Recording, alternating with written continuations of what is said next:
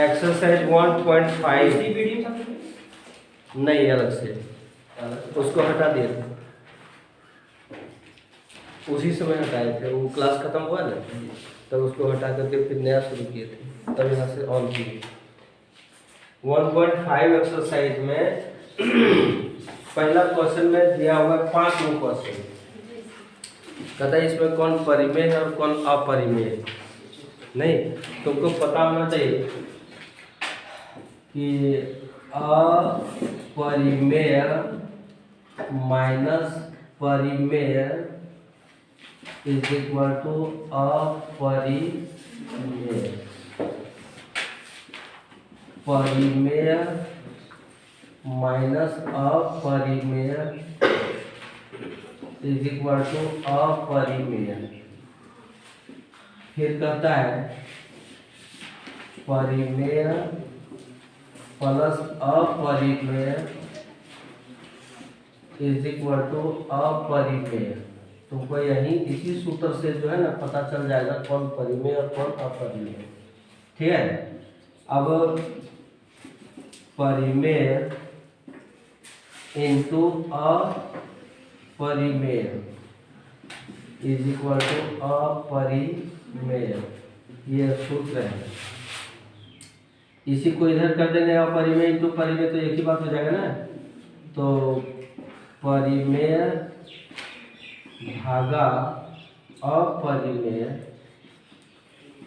Is equal to अपरिमेय, या फिर अपरिमेय भागा परिमेय इज इक्वल टू अपरिमेय। ठीक है, तो इस प्रकार ये जो सूत्र है उसी पर हम आते हैं। यहाँ पर ये 2 एक परिमेय है, -√5 एक सॉरी 2 एक परिमेय -√5 एक अपरिमेय। तो परिमेय माइनस अपरिमेय, परिमेय माइनस अपरिमेय इज इक्वल टू अपरिमेय।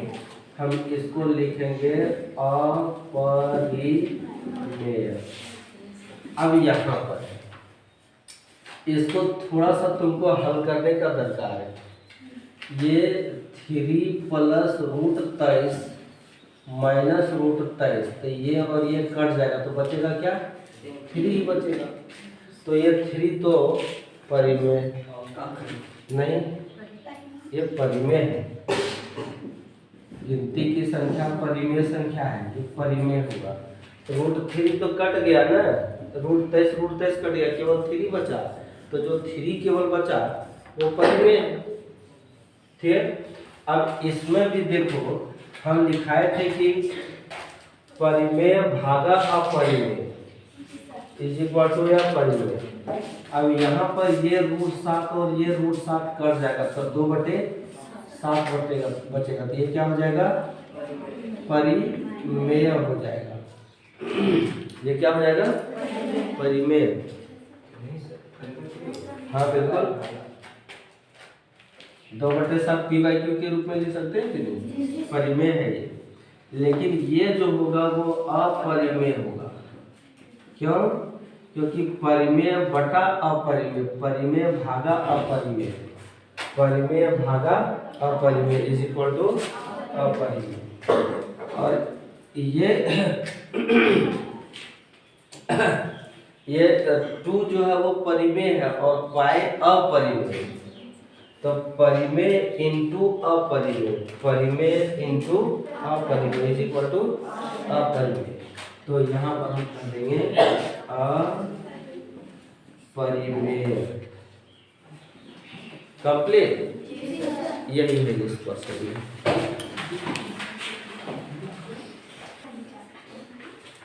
सरल करना माने इसका और लघुत्तम रूप में ला और हल करके इस जगह पर पहुंच जाना जहाँ के बाद हल होगा ही नहीं, वो करना। उसी को बोलते हैं सरल करना। सरल करना माने वो नहीं। और देखो ना यहाँ पर ये 2 व्यंजक दिया है और इसको सरल करना है। ये जो क्या है यहाँ 3 है ना, 3 में 3 + √2 को हम मल्टीप्लाई कर दिए प्लस √3 2 प्लस √2 कर दिए। कंप्लीट। ये 3 में सॉरी यहाँ पर 2 होगा। इसके साथ ये पूरे पद को हम गुना किए। 3 में 2 प्लस √2 को मल्टीप्लाई किए, ये प्लस का हम यहाँ प्लस किए, √3 का √3 दिए। प्रॉब्लम। अब इस √3 के साथ फिर इस पूरे पद को मल्टीप्लाई किए। यहाँ तक ठीक है। अब इसको एक बार इससे मल्टीप्लाई करेंगे और एक बार इससे करेंगे। तो इसको जब इससे करेंगे तो 3 गुनी 6 हो जाएगा, और इसको जब इससे करेंगे तो 3√2 हो जाएगा। √6 नहीं होगा। √6 कब होगा? जब √3 गुने √2 होगा, तब हम इसको √6 करेंगे। लेकिन इस पर जब रूट नहीं है तो ये अलग अलग हो जाएगा, यानी ये परिमेय है और एक अपरिमेय है। तो परिमेय इनटू अपरिमेय के रूप में आ रहा है ना। तो बन जाएगा क्या? 3√2 बन जाएगा, जो कि ये अपरिमेय है। ठीक है। तो उसी के हिसाब से हम इसको हम हल करेंगे। अब फिर यहाँ प्लस करो। अब इसके साथ एक बार इसको मल्टीप्लाई करेंगे और एक बार इसको करेंगे। तो अब यहाँ देखो वही चीज, यहाँ ये परिमेय और ये अपरिमेय है, तो ये 2√3 अलग रह जाएगा है। लेकिन यहाँ पर √3 है और √2 है, तो √6 यहाँ पर होगा। अभी तुमको बोले थे ना। ठीक है। अब इसके बाद कुछ नहीं कर सकते, क्योंकि ये और ये दोनों मिल नहीं रहे। यहाँ भी √3 यहाँ भी रहता तब हो जाता, लेकिन ऐसा है नहीं। यहाँ √2 यहाँ भी √2 रहता तब तो और कुछ करते, लेकिन ये भी है नहीं। इसलिए तुम्हारा आंसर यही होगा, यही तुम्हारा आंसर है। ठीक है। फिर क्वेश्चन नंबर 2 जो बोला गया है, बना लेंगे। हाँ, बना नहीं लेगा तो अब के तुम्हारे लिए दूसरे को बना के खिलाएगा क्या? तुमको खुद बनाना होगा। इसको बनाना एकदम आसान है। क्यों जानते हो? क्योंकि ये इस तरीके से भी बन सकता है, और नहीं तो तुम सर्व समीका भी लगा सकता है। अभी रुक जा। हाँ, अगर इस तरह बनाओगे तो थोड़ा सा दूरी पर जाना पड़ेगा, और सर्व समीका लगाओगे तो तुरंत ही बन जाएगा। सर्व समीका कौन सा? a + b × a - b, यानी a² - b²। इसको ये मानो, इसको b मानो, ये b, तो क्या हो गया? a - b या प्लस है, और a - b = a² - b²। ये होता है क्यों? ये किसको मान के रखे हैं? 3 को। b किसको मान के रखे हैं? √3 को। तो ये 3 × 9 - 3 = 6 आंसर हो जाएगा। हमको ये चीज लिखने का जरूरत नहीं था, क्योंकि सर्व समीका तुम पहले से पढ़ चुके। डायरेक्ट a² - b² हम कर देंगे, तो a² - b² हो गया। अब √3 का स्क्वायर है, इसका मतलब है √3 गुने √3 = √9। अब √9 का वर्गमूल 3 होता है, हम वही 3 यहाँ लिखे। कंप्लीट। बाकी क्वेश्चन हम तुमको बोर्ड पर लिख देते हैं, जो कि बना करके तुम लाओगे। अरे तो मिटा दिए हम, बनेगा आपको उधर का मिटाना था। 3 का स्क्वायर माइनस √3 का स्क्वायर, 3 × 9 - 3 = 6।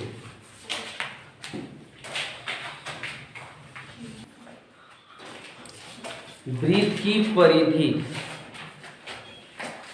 ये वृत्त है। वृत्त की परिधि को हम लोग सी से इंडिकेट करते हैं, वृत्त के व्यास को हम लोग डी से इंडिकेट करते हैं। ठीक है, तो परिधि is equal to 2 pi r होता है, C is equal to pi, ठीक है, और इधर हो गया 2r। ये जो 2r होता है यानी त्रिज्या का 2 गुना, त्रिज्या का 2 गुना क्या कहलाता है? व्यास कहलाता है ना। तो यहाँ पर c is equal to pi D, क्यों? क्योंकि एक चीज तुमको बताए थे कि r is equal to D by 2 होता है या d is equal to 2r होता है। क्या ये हम तुमको कभी बताए? 7 में भी बताए होंगे, ब्रीथ चैप्टर में जब है ना उसमें बताए थे। अब यहाँ पर तुम्हारे पास दिया हुआ है कि पाई डी को इधर करो तो c बटे डी इज इक्वल टू इधर कर दो पाई। इसका मतलब ये है कि पाई जो होता है वो किस पाई, यहाँ पर हम लिखेंगे पाई किसी वृत्त की परिधि और व्यास का अनुपात है। परिधि और व्यास का ये अनुपात है। असल में ये जो पाई शब्द आया था हम तुमको बताए थे ना कि मैथमेटिशियन बहुत सारे वृत्त को लिया था, अलग अलग त्रिज्या के वृत्त को बनाया था। सभी वृत्त एक जैसा नहीं था, है कि नहीं? इसका अलग था D1, इसका अलग था D2, इसका अलग माप था D3 और ये जो था वो बीच में पड़ना चाहिए, ये जो था वो D4। नहीं देखा उसने क्या कि इस वृत्त में अगर यहाँ से लेकर के अगर ऐसे घूमते हैं तो ये जो दूरी तय होता है वो दूरी कहलाया परिधि। ठीक है, और उसको इस वृत्त के व्यास से जब भागा दिया गया तो जो मान आया 100। फिर इस वृत्त में परिधि बटे व्यास किया गया और जो मान आया 100। इस वृत्त के परिधि और व्यास का जो मान आया और इस वृत्त के परिधि और व्यास का जो मान आया 100, सभी का मान एक समान आया और वो मान आया 3.14, 3.14, 3.14, 3.14। तो 3.14 को मैथमेटिशियन ग्रीक शब्द का एक भाषा है 14वां लेटर। ग्रीक शब्द का 14वां लेटर, अल्फाबेट का 14वां लेटर क्या है? कौन बताएगा? अल्फाबेट हम लोग ABCD पढ़ते हैं ना, 14वां लेटर क्या है? एन है ना। तो उसी प्रकार ग्रीक शब्द का ये 14वां, चूंकि यहाँ 14 जो भागा देने पर ये 4 आ गया ना, है तो ये 4 के बदले में ग्रीक के मैथमेटिशियन ने निकाला कि 14 के जगह पर हम पाई पाएंगे, तो 3.14 के रूप में ये पाई शब्द आया। इसलिए परिधि को C और व्यास को D बराबर पाई के अनुपात में लिखा गया। बस इसको इतना ही जानना है इस क्वेश्चन में।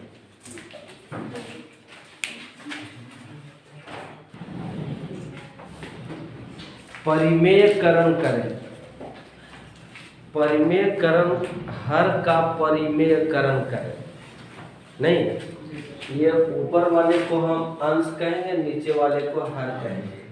हर का परिमेयकरण करना कहने का मतलब कि हर में एक प्राकृत संख्या को लाना है, चाहे वो धनात्मक पूर्णांक के रूप में हो चाहे ऋणात्मक पूर्णांक के रूप में हो, लेकिन रूट वाला यानी अपरिमेय संख्या के रूप में नहीं लाना, क्योंकि ये रूट 7 जो है एक अपरिमेय लाना है ना। नीचे जो हर है उसको परिमेय संख्या के रूप में कन्वर्ट करना है। इसको परिमेय संख्या के रूप में कन्वर्ट करने के लिए हम क्या करेंगे कि ऊपर में भी रूट 7 से और नीचे में भी रूट 7 से हम मल्टीप्लाई करेंगे। नहीं तो ये रूट 7 कट जाएगा तो हमारा यही रह जाएगा, कोई फर्क नहीं पड़ेगा। लेकिन काटना नहीं है, ये रूट 7 को 1 से मल्टीप्लाई करेंगे तो रूट 7 होगा, और रूट 7 को जब रूट 7 से मल्टीप्लाई करेंगे, रूट 7 को रूट 7 से मल्टीप्लाई करेंगे तो क्या हो जाएगा, रूट 49। रूट 49 का वर्गमूल क्या होता है, 7 होता है कि नहीं। तो root 7 into root 7 is equal to 7। तो नीचे जो देखो ये संख्या जो आया ना वो तुम्हारा एक कौन सा संख्या आया, एक परिमेय संख्या के रूप में आया, केवल 7 की बात करें तो है। तो इस तरह से हर का हमारा परिमेयकरण हो गया, ये आंसर हो गया।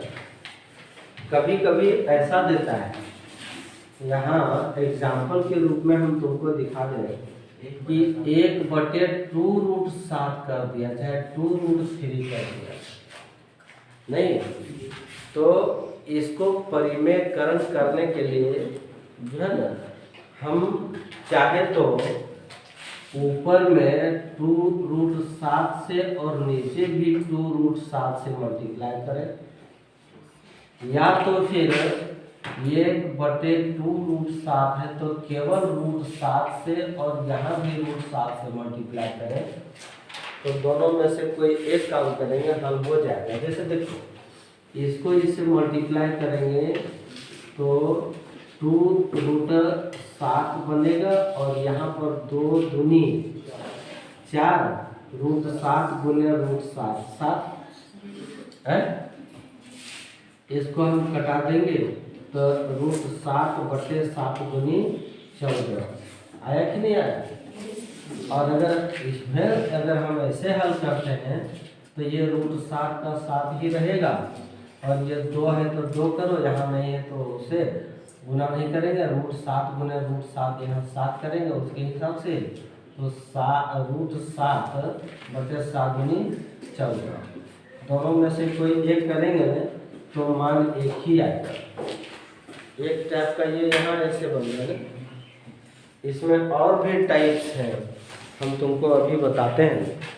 अगर एग्जाम क्वेश्चन इस प्रकार हो, किस प्रकार, तीसरा एग्जाम्पल कर रहे हैं, यहाँ 2/1 माइनस रूट 7 हो, या रूट 5 करो, कुछ भी ठीक है।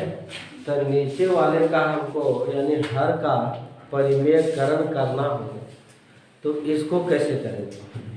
देखो इसको परिमेयकरण करने के लिए 1 प्लस रूट 5 और नीचे 1 प्लस रूट 5 से मल्टीप्लाई करेंगे ना।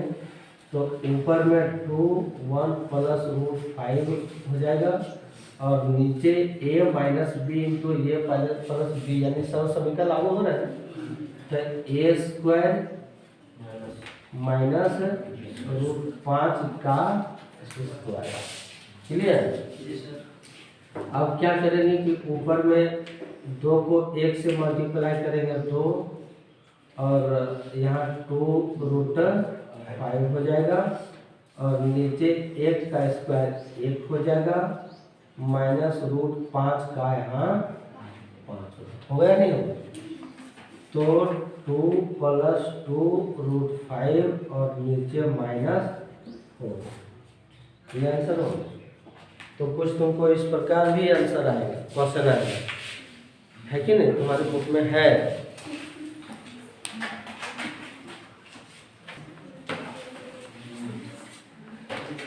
ये ऐसा क्वेश्चन है, इसको परमेयीकरण कर रहा है, तो इसमें कौन सा बड़का भारी यहाँ सूत्र लगने वाला है? तो सीधे √5 माइनस √2 करो ना, √5 माइनस √2 करो, ये प्लस है, माइनस करेंगे, है कि नहीं? ये आज खीर बनाया था, मुर्गा बनाएंगे, एक चीज काहे बनाएंगे, वो कर्ज से काहे मुकाबला करेंगे, वो से हट के रहेंगे, ऐसा करता है कि नहीं? अगर गाड़ी लिया ना, हम चरक ले लेंगे, वो कार लिया हम चरक ले लेंगे, चरक लेगा वो तक में हम कार ले लेंगे, ऐसे हट के चलो, तो चिन्ह बदल देगा, तब सब समीकरण लागू होगा ना। अब ऊपर में वही रह जाएगा, √5 माइनस √2 और नीचे ये प्लस b इंटू ये माइनस b, मतलब ये स्क्वायर माने √5 का स्क्वायर और b स्क्वायर माने √2 का स्क्वायर, तो √5 माइनस √2 बटे 5 माइनस 2, √5 माइनस √2 बटे 3 हो गया। आंसर हुआ? तो अब कोई डाउट, सब बन जाएगा तो